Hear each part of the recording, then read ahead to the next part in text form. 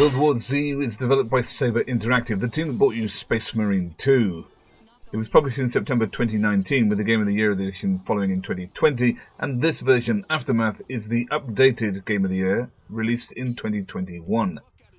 World War Z Aftermath is a third-person horde shooter that takes you to various locations around the world to escape and fulfill missions in, with the objective of saving the world.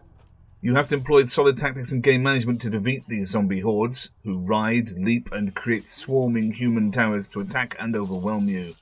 The game emphasizes strategic defense, utilizing traps and environmental hazards to control the swarms, and the game divides itself into linear progress levels and large, impressive set-piece pitch battles. Melee combat has been greatly improved in Aftermath, giving players more options in close quarters and the ability to switch quickly between guns and melee weapons.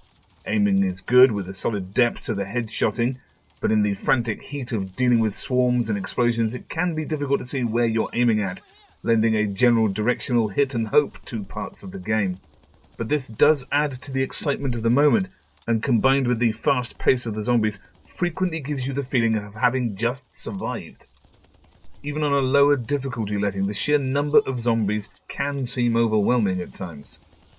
World War Z uses a realistic graphical style and detailed environments, and the ability to render so many zombies at a fast pace on the screen is visually very impressive.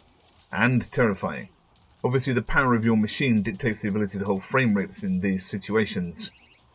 The weapon audio is impressive, guns sound meaty, and so do the exploding heads. The tension is lifted with background music and set pieces, but where the audio fails is in character voicing. There's little of it and no real character development. In fact, the story is pretty poor, and it does mean that you may feel that despite the change of environments after a while, you are actually just playing a pretty horde shooter in grind mode. World War Z Aftermath offers a wealth of different play modes, though. The game was originally made for co-op and is probably still best played in this format with friends, but Aftermath adds a single-player campaign with team bots to your game, and they are decent assistance.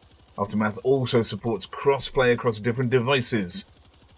World War Z Aftermath is a solid zombie horde shooter, but a lack of variety in enemy classes, lack of character and story development does limit it to just that, a horde shooter.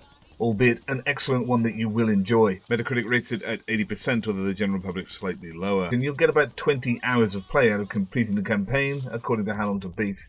If you're looking for something new after Left 4 Dead or Dying Light, then this is for you. And it's this week's free game on the Epic Games Store.